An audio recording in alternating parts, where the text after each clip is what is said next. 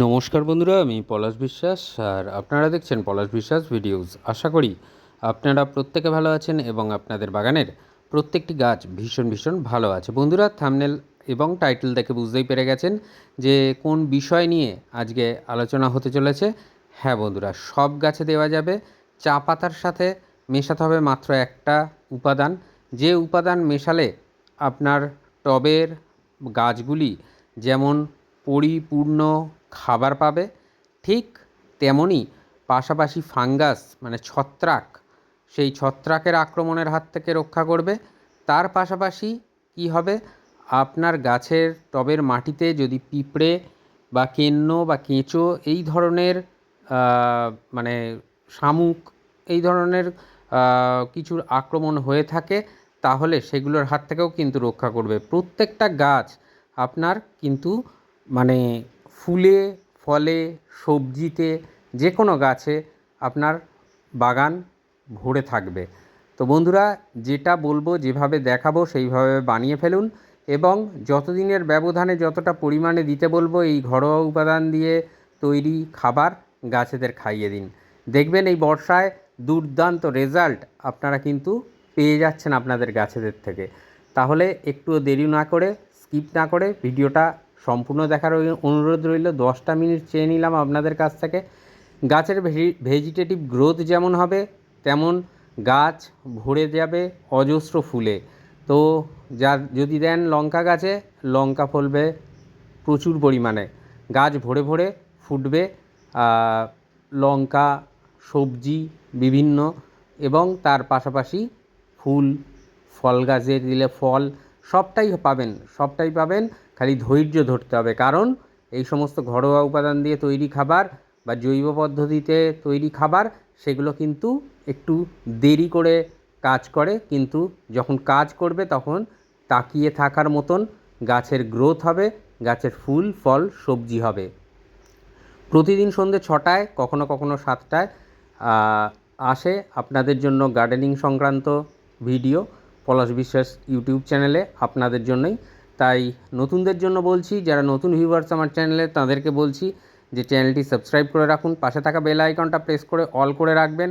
তাহলে যে নোটিফিকেশান সেটা কিন্তু আপনাদের মোবাইল, কম্পিউটার এবং টিভি স্ক্রিনে পৌঁছে যাবে আপনাদের। আর যদি আজকের ভিডিওটা ভালো লাগে, সবার মাঝে শেয়ার করে দেওয়ার অনুরোধ রইল, যাতে সহজে সবাই মিলে সুন্দর করে আমরা বাগানটাকে করতে পারি।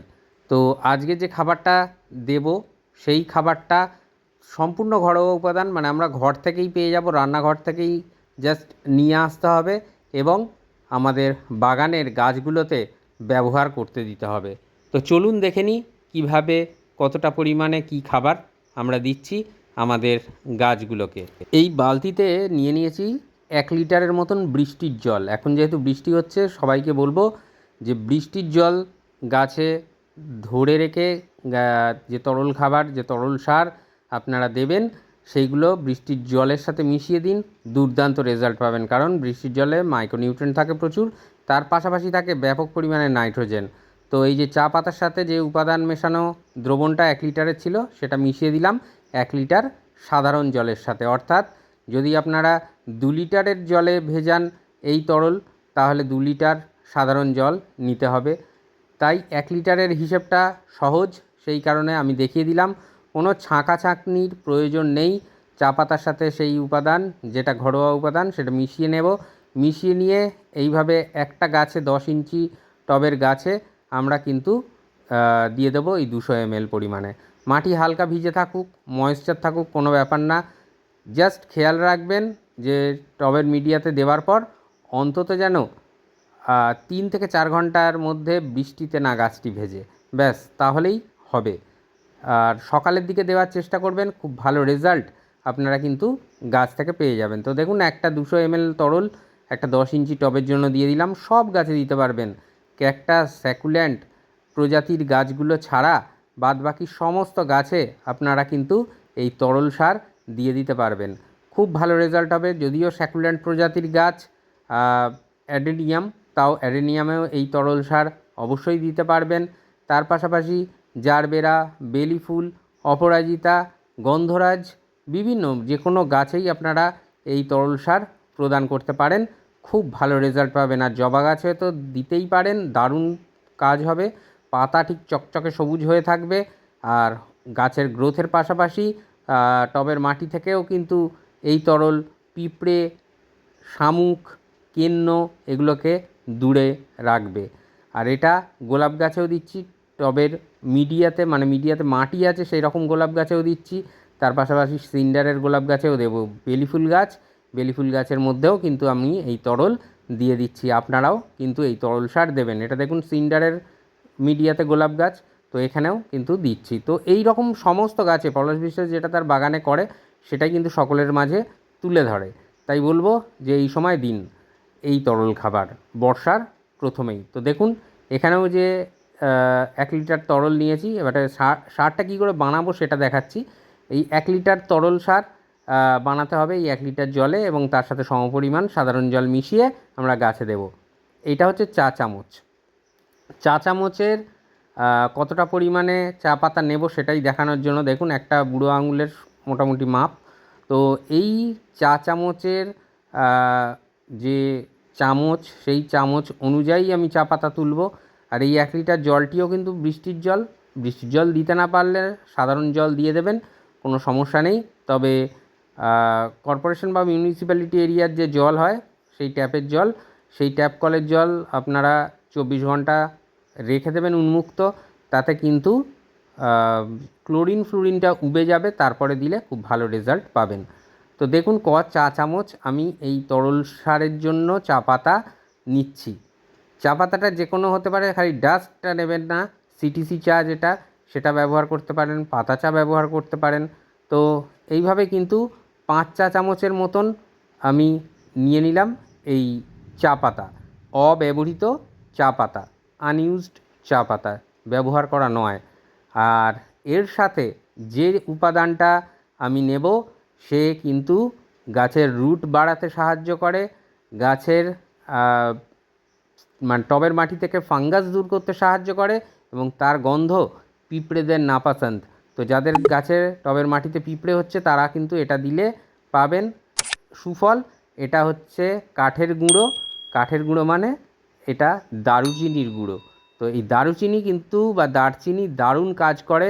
তো এই আইসক্রিম চামচের হিসেবে আমি নিচ্ছি। তো এই আইসক্রিম চামচ আর চা চামচের মাপ প্রায় এক। তো সেই অনুযায়ী আমি কিন্তু এটা দেব। আর খুব ভালো রেজাল্ট কিন্তু আপনারা পেয়ে যাবেন এই তরল সার বানিয়ে ব্যবহার করতে পারলে। দারুণ কাজ দেবে। যেমন একদিক থেকে ফাঙ্গাস ছত্রাক দূর করে, তেমন কিন্তু অপর দিক থেকে পিঁপড়েদের দূর করবে। আর ঠিক তার পাশাপাশি গাছের সার্বিক বৃদ্ধিতে সাহায্য করবে, শিকড়ের বৃদ্ধিতে সাহায্য করবে।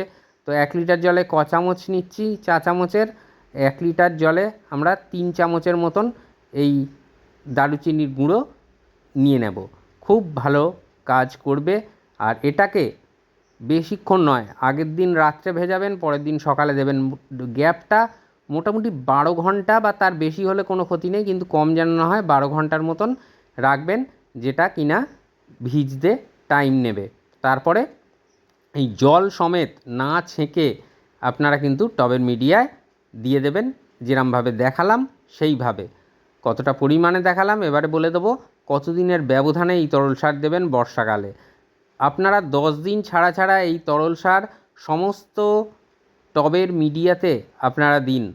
দেখবেন যে কতটা গাছের ভেজিটেটিভ গ্রোথ হচ্ছে, এবং তার পাশাপাশি কোনো গাছ ছত্রাক লেগে বা ছত্রাকজনিত আক্রমণের জন্য মারা যাচ্ছে না। গাছের ভেজিটেটিভ গ্রোথের পাশাপাশি ফুল ফল সবজি আনতেও কিন্তু এর জুড়ি মেলা ভার। তাই বলবো বন্ধুরা যে বর্ষার প্রথমেই আপনারা কিন্তু এই ঘরোয়া উপাদান দিয়ে তৈরি তরল সার দিয়ে দিন আপনাদের সমস্ত গাছে বাগানের, জাস্ট ক্যাকটাস এবং স্যাকুল্যান্ট প্রজাতির গাছগুলোকে ছাড়া আপনারা সমস্ত গাছে এই তরল সার দিয়ে দিন। এবং বিশেষ করে বলবো, যদি বৃষ্টি বিরতির দিন থাকবে যে দিনটা, সেদিন দিলে কিন্তু দুর্দান্ত রেজাল্ট আপনারা পেয়ে যাবেন আপনাদের সমস্ত গাছ থেকে। তো আশা করি ভিডিওটা ভালো লাগলো। যদি ভালো লাগে লাইক কমেন্ট শেয়ার করার অনুরোধ রইল। আর সবার প্রশ্নের উত্তর আমি দিই, তাই বাগান সংক্রান্ত কোনো সমস্যা থাকলে অবশ্যই কমেন্ট করবেন। আমি আশা করি যদি গাছের পরিচর্যার মাধ্যমে বোঝাতে না পারি, আপনারা যদি সঠিকভাবে দেখে কমেন্ট করেন, তাহলে অবশ্যই আপনাদের প্রশ্নের সমস্ত উত্তর আমি দিয়ে দেব। তো এভাবেই চলতে থাকুক আপনাদের গাছের পরিচর্যা। দেখতে থাকুন পলাশ বিশ্বাস ভিডিওস। মন থাক চিরসবুজ, পৃথিবী হোক সবুজময়। এই বলে এখানেই আজকে সমাপ্ত করছি। আবার আসছি আগামীকাল ঠিক সন্ধ্যে 6টায়। ততক্ষণ সকলে সুস্থ থাকুন, ভালো থাকুন। হ্যাপি গার্ডেনিং বন্ধুরা, খুব ভালো থাকবেন সকলে। নমস্কার।